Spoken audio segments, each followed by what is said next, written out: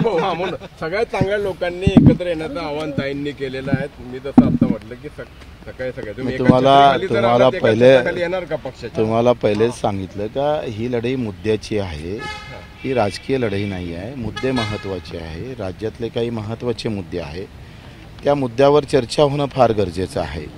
आणि मग ती चर्चा या राजकीय वर्तुळात झाली पाहिजे। जशी जाती धर्माची चर्चा होते तशी शेतकरी असेल, मजूर असेल, दिव्यांग असेल, कामगार असेल, याची चर्चा झाली पाहिजे।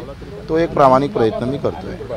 तुम्ही याच मुद्द्यांवरती एकनाथ शिंदेंबरोबर गेला होता, तेव्हाही या दिव्यांगांना किंवा वंचितांना न्याय द्यायचा म्हणून गेलेला होता। तेव्हा दिव्यांग मंत्रालय मिळालं, आता त्या दिव्यांग मंत्रालयाला बजेट आणि त्याच्या चांगल्या योजना निर्माण झाल्या पाहिजे, हा एक प्रयत्न आपला राहील। तुम्ही उद्धव ठाकरेंना सुद्धा भेटाल का, म्हणजे हेच मुद्दे घेऊन की काय हरकत आहे? माझं म्हणणं आहे एक त्या पीडित लोकांचं प्रतिनिधित्व म्हणून माझं म्हणणं असं का कष्टकऱ्यांसाठी योजना असली पाहिजे का नाही? श्रमावर आधारित योजना या देशामध्ये नाही आहे।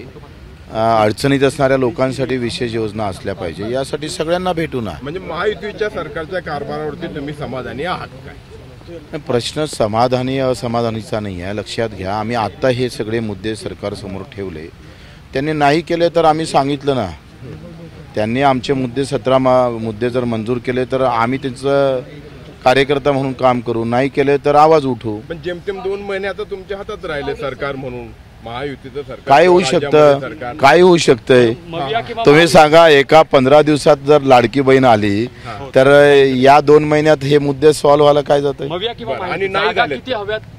जागेबद्दल मी बोलणार नाही, मी मुद्द्यावरच बोलेल। मुद्द्याशिवाय कसं आहे, आम्ही जी विषमता वाढत चालली, दरी वाढत चाललेली आहे, आर्थिक दरी वाढत चालली आहे, त्या आर्थिक विषमतेवर खरं तर आपण बोललो पाहिजे।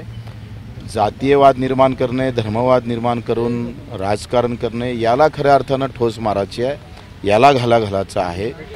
या देशातल्या शेतकऱ्याचं भलं झालं म्हणजे सगळ्या जाती धर्माचं भलं होते, यावर माझा ठाम विश्वास आहे। 2 महिन्यात नाही मिळालं तर काय? नाही मिळालं तर मी सांगितलं ना, आमच्यावर अनेक पर्याय खाली आहे। एबीपी माझा, उघडा डोळे बघा नीट।